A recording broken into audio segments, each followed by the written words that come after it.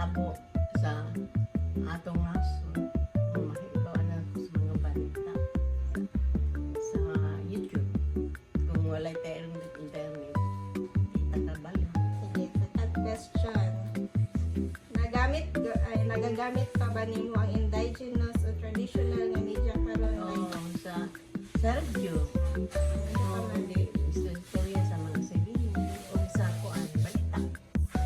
Para sa imo ha, mas sayon ba nimo gamiton ang internet kaysa traditional nga media? Sayon na ang internet kay makita mga sa YouTube. Sa karon nga mga panahon na, unsa man imong pagtan-aw sa library karon? Di ba kay sa nauna sa inyo pang panahon kay wala man gyud internet, so puro ra gyud libro-libro. Unsa man imong paglantaw? Sa karaan man kung sa una. Ayun ba siya uliso? Isod kay mato ba ka na abi mamungita ka sa mga mas may karon kay dali ra makahibalo ka dayon mga preparar kay kailan ay bagyo anon sa padya mapreparar Sa kakasagaran makakuha og impormasyon karon.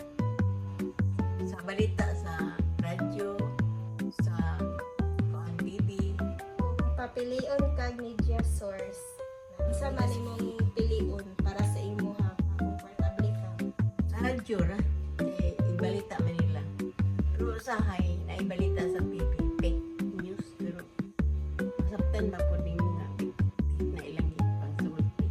Yun sa di mo ang pagbalansi ang digital at traditional nga media. Hindi sa dyaryo, TV. Unsay mga lisod nimo sa modern technology? Malisod ko kay, di ba ko kay Balo? Sa uban ba? Ako na ibuan na YouTube raman. Ay para sa imo ha, unsa may nakatabang sa kaning mga internet karon sa kuan sa community? Makatabang kayo. Kay makahibalo ka ang say dagan sa panahon. Para sa imo unsa may way nga para tanan tigulang makabalo sila gamit sa kanang para sa imo makita gamit og iPad. Na may panahon nga magtawag meeting. May buwan din mo kay balita man nila. May gabi dira sa imuha ma'am. So karon ang mga pangutana sa imo makita ra dari sa screen nato. No una namo nga pangutana is unsa ang pagbati sa mga idaran bahin sa mga librarya? Malingaw ba kamo kung mag-adto mog librarya? Or unsa ang inyong ginabuhat kung adto mog librarya? Siyempre, magbasa sa mga libro. Asa makuha sa mga idaran ang kadaghanan sa ilang impormasyon karon? Mangutana ko sa imo ma'am kanang kasagara sa mga balita, sa mga news na imong makuha, asa man nagikan ma'am kanang newspaper na or mga TV, cellphone? Ang ako sa cellphone ra gyud ko kay para dali ra man gud makuha nato ang cellphone kay hindi man tang magamit og cellphone. Giunsa pagbag-o ang ilang mga habit tungod sa bag-ong teknolohiya? Gabasa ka ba og mga newspaper sa una, ma'am? O gabasa pod. Ang radyo, ma'am, uso ba na sa inyo sa una? Ay, uso kay wa pa man kay TV sa una sa amo ang panahon. So kanang sa karon, ma'am, gagamit pa mo og radyo or cellphone lang gyud ang inyong ginagamit na karon? Wala na may magamit og radyo. Cellphone na lang gyud kay mao ra man gyud madali nato ng cellphone. Sige, salamat kayo, ma'am. So unsaon pagbalansi sa mga idaran ang paggamit sa modernong digital media o traditional nga media? So marag pari-parihas ra sa among pangutana ganina, ma'am, no? Gagamit pa ba ka og mga newspaper karon? Wala na kay labi na bukid ni amo layo sa syudad. Wala na, cellphone lang gyud permente. So itong pangutana sa number 9, unsa ang mga problema ang giatubang sa mga idaran sa paggamit sa modernong teknolohiya? Kaha ang mga makuan yung mga problema sa teknolohiya, ma'am? sa paggamit sa cellphone. Makadaot yun ang cellphone. Makadaot. Makadaot yun ang cellphone. Sakit itong mata. Labi na igara na ta. Sakit na itong mata. Makalaban na sa ulo. Last na question na to, salamat kaayo. So, unsaon pagtabang sa komunidad aron ang mga idaran masaligan sa digital media apan mapareserba gihapon ang ilang connection sa traditional nga pamaagi. Kanang ingon man ka ma'am no nga kanang sa cellphone ka kasagara magkuha og mga balita, mga impormasyon. Kanang unsa kaha ang matabang namo kanang as a community, unsa kaha mong matabang sa inyoha mga idaran kay nakareklamo man sad ka ma'am no nga kung mag-cellphone na mo magsakit pud inyong ulo. Mas ma-prefer ba ninyo ma'am nga mag newspaper ra gihapon mo or naara gihapon ang radyo? Okay ra unta og naatay radyo. Kay og magsigit kagwan sa cellphone makasakit sa mata, may man tong radyo kay maminaw raman ta.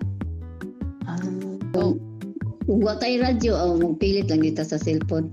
Sige, so salamat kaayo ma'am sa interview nato. Salamat kaayo sa pag-apil. So maura to atong interview. Thank you kaayo. Unsaong pagtan-aw sa mga tigulang ang internet? Gigamit ba nila kini para mangitag impormasyon? Makahatag ba ka og example? Para nako ang internet gamit kaayo pero sa medyo lisod sabton magsalig ko kung unsa pagpangita sa mga impormasyon sama sa balita, health tips o para makipag-communicate sa akong pamilya. Gingabit pa ba sa mga tigulang ang tradisyonal o lumad nga paagi sa pagkuha og impormasyon? Kung oo, kanusa og giunsa nila paggamit niini? Oo, gamiton gyapon nako ang tradisyonal nga paagi. Usahay maminaw ko sa radyo, mutan-aw ko sa TV, mangutana sa mga silingan para mas klaro pa kayo nako.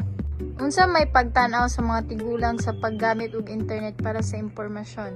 Para nila makatabang ba kini o dili? Ngano man? Makatabang gid ang internet para sa mga editoran natay. Para makatanaw og mga balita kung noon sana ang kuan Pilipinas. Masayon ba para sa mga tigulang ang paggamit sa internet kumpara sa tradisyonal nga media sama sa TV, radyo, dyaryo? Makatag ka og tinuod nga pananglitan? Sayo nagit kay sa nga tanan karon kay mananaw ra kay TV na magtupok-tupok ra man ka og remote control. Unsaon pagtanaw sa mga tigulang ang mga librarya? Ganahan ba sila og makat-on ba sila kumuha sila sa librarya? Unsa man nilang ginabuhat kung naa sila didto? Wala may makat-onan dito kay mga tiguang naman may mga binatan-o naman nasa library. Asa kadaghan makakuha og impormasyon ang mga tiguang karon?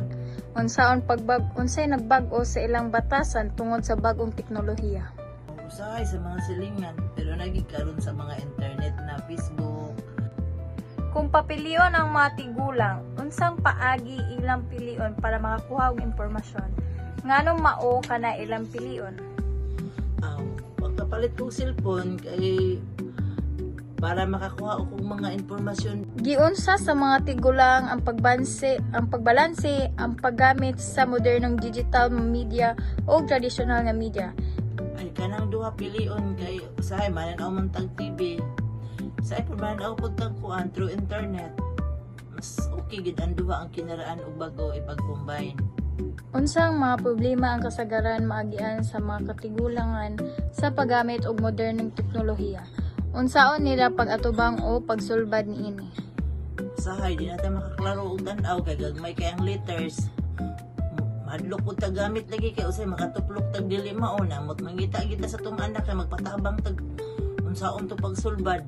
Unsaon pagtabang sa komunidad karon aron mas mahimong kumpiyansa ang mga tigulang sa paggamit og digital media samtang napadayon gihapon nila ang koneksyon sa tradisyonal nga pamaagi? Sana ko makatabang ang komunidad kung naay simple nga digital training o pasensya sa pagtudlo. Ang importante sa nga mapabadayon ang tradisyonal nga paagi kay maoy akong naanan.